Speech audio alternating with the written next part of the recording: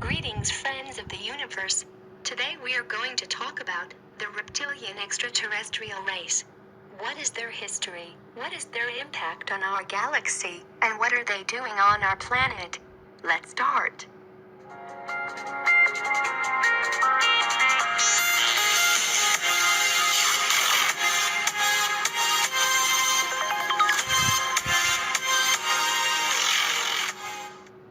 The Reptilians are one of the most ancient and technologically advanced civilization in the universe. What is interesting is that they were genetically created by another race, referred to as Master Race. This Master Race history began so many years ago, when Earth as we know it didn't even exist. Long time ago, when the universe wasn't populated with millions of extraterrestrials, and extremely advanced beings arrived in this universe from a different unknown world.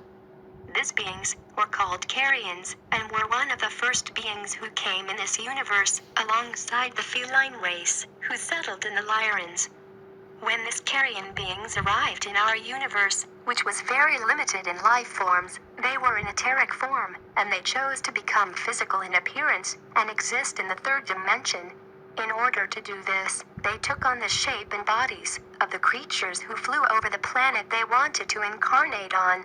These creatures resembled our earthly birds. After many incarnations into this bird-like beings, this extremely advanced race, with extraordinary universal knowledge, successfully evolved their physical, third-dimensional bodies. This bird race, known as Carians, genetically designed many extraterrestrial races. One of the first races they created were the Reptilians. When they created the Reptilian race, they left them in a planet near the star Alpha-Draconians, in the Draco constellation, where they had the best chance of survival. Upon the creation of the reptilian race by the Carians, they told the Reptilians that this universe was theirs to command. They told them that everything is theirs for the taking, and they must dominate every galaxy, planet, and race they encounter. This way of thinking was planted since their creation, and grew stronger throughout the years of evolution. They have this belief system, even today. The originally created reptilian race, later called Master Race by the other reptilian species, were called the Alpha-Draconians, and were considered royalties. The Alpha-Draconians look like monsters compared to the other reptilian species. They have long tails, and stand from 18 to 25 feet tall, and can weigh up to 2,500 pounds. They even have special wings, which are flaps of skin, supported by long ribs, which can be folded back against the body. They have a large liver, and 2 hearts. They have the strength of 12 to 16 humans. Their heads resemble that of a dinosaur, striking fear in everyone who simply looks at them. The average lifespan of the Draconians extends from 1800 to 4100 years of age. There are actually 2 types of Alpha-Draconians, divided into 2 castes.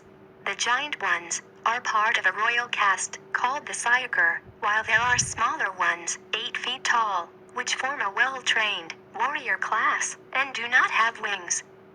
The ones that live as long as 4100 years are the royal line of the Draconians, the winged Syakers. This ancient race was one of the first civilization in our galaxy to have developed the interstellar space travel, and have had this capability for 4 billion years. They were one of the first races to chart our solar system, and in fact, they were the first race to state that our solar system belonged to the Reptilians.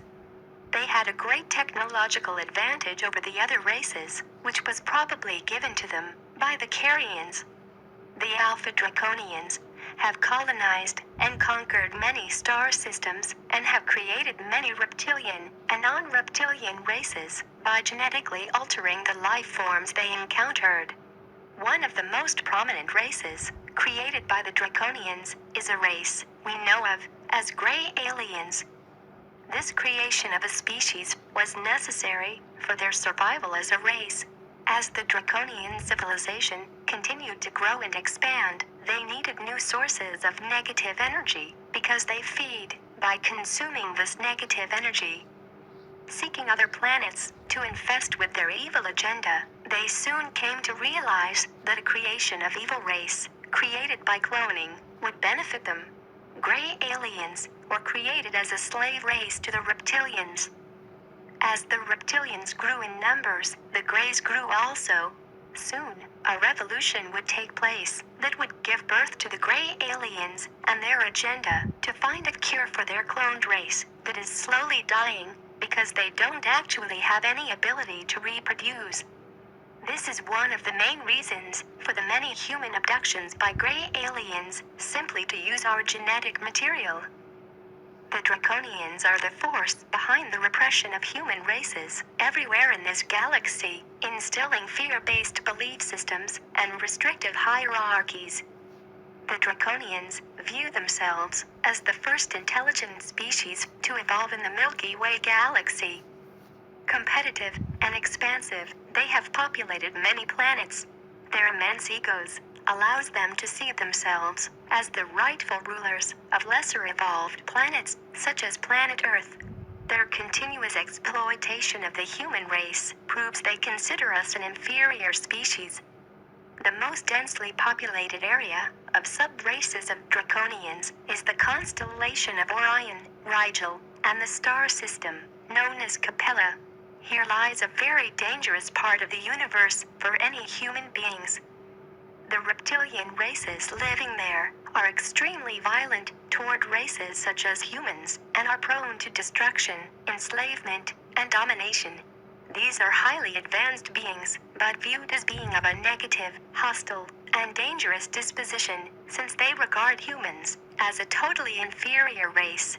They would perceive us much the way we would perceive a herd of cattle. In fact, all reptilian races see other races and civilizations simply as a natural resource, work hand, food, or genetic material. Nowadays, there are countless of different reptilian species, ranging in physical appearance. The reptilians encountered on Earth, and most known throughout human history, were a race originally left behind by the Alpha-Draconians to colonize our planet, which they believe is theirs. Their interaction with mankind goes back thousands of years, and there are records of them from all of the ancient civilizations. The reptilians encountered on Earth are standing anywhere from 6 to 8 feet tall. Their most recognizable feature is their snake and lizard resemblance. They have scaled skin, which ranges in color, usually from green to brown, but there are some other colors, like black, orange, red, and even white. They have lean, firm bodies, with powerful arms and legs. Their arms are long, with 3 fingers, and an opposable thumb. Their feet have 3 toes, and 1 recessed fourth, that is toward the back side of their ankle. The claws are short and blunt. Their hands, abdomen, and face are covered with smaller scales, allowing more flexibility. They have wide lipless mouths, and the majority of them are reported to have differentiated types of teeth. Reptilians have either large black eyes, with vertical slit pupils, or eyes that are white, with flame-colored pupils. Some reptilians' heads are slightly conical in shape, and have 2 bony ridges, riding from their brow, across their back-sloping skull, toward the back of their head. Throughout history, these bony ridges may have been misidentified as protruding horns. Reptilian beings have no body or facial hair. The higher a reptilian status, the more features it physically decorates itself. For example, a tail, wings, and a bony ring around its head. Because of a reptilian's mental power, it can influence its body. The reptilian races believe that fear rules and love is weak. They believe that those they perceive to be less fortunate in comparison to them are meant to be slaves. This belief system is promoted at birth in the reptilian races. After the reptilians are born, their mother will abandon the offspring to fend for themselves. If they survive, they are cared for by a warrior class that uses these children for games of combat and amusement. In this way, the reptilians are forever stuck in survival state. They believe that in their ways, that if the young ones survive, they were meant to, And in the process, they have had to fight all the way, and at a young age, they're completed warriors, and depend on no one. This means they have no boundaries in what they will do to other beings. It is rooted in them, never to trust a human race, after the Great Galactic War in Lyra, when the Reptilians invaded the humanoid races, who were living in peace and harmony. All of the Reptilians are taught the draconian version of the history of the Great Galactic War, which teaches that humans are at fault for invading the universe, and that humans selfishly wanted the Draconian society to starve and struggle for the basic materials that would allow them to exist. The Reptilians are taught from young that they are superior to all other beings, and that they need to be respected and be perceived as masters. Essentially, one of the main things that the Reptilians try to do here on Earth is to cause human suffering and to ensure there is constant conflict. The reason they want this is because the Reptilian actually consume negative energy, like jealousy, fear, hate, anger, and even sexual energy, created from perversions. It is believed that they have the ability to shapeshift and use this ability to get themselves deeply infiltrated in our governments, controlling our society, our moral, educational, and economic systems. The Reptilians are responsible for all of the wars, destruction, perversion, hatred, and degradation in humanity, since they consume the negative energy we create. The Reptilians also enjoy eating human flesh and human children for several reasons. The first is that children don't have the accumulation of pollutants in their bodies that adults do. The other reason is that when children are put into a state of fear, their energy field and adrenaline hormones just explodes and gets extremely high. The Reptilians get a huge rush from these hormones and enjoy them very much. This is the reason why hundreds of thousands children are missing every year, without anyone knowing what exactly happened to any of them. If they capture a human being, they will not usually kill the person right away. What they usually do is terrify them as much as possible in order to jack up the level of emotion and hormones. Then, when they consume the physical body of that psychologically terrorized being, not only are they feeding themselves, but the hormones impart a physiological and psychological rush, which they enjoy. It's essentially like getting high from some kind of a drug. Out of all the different types of extraterrestrials, the Reptilians are by far the most dangerous to our very existence as humans. Thank you for watching. Please subscribe and click the notification button to get notified for all our future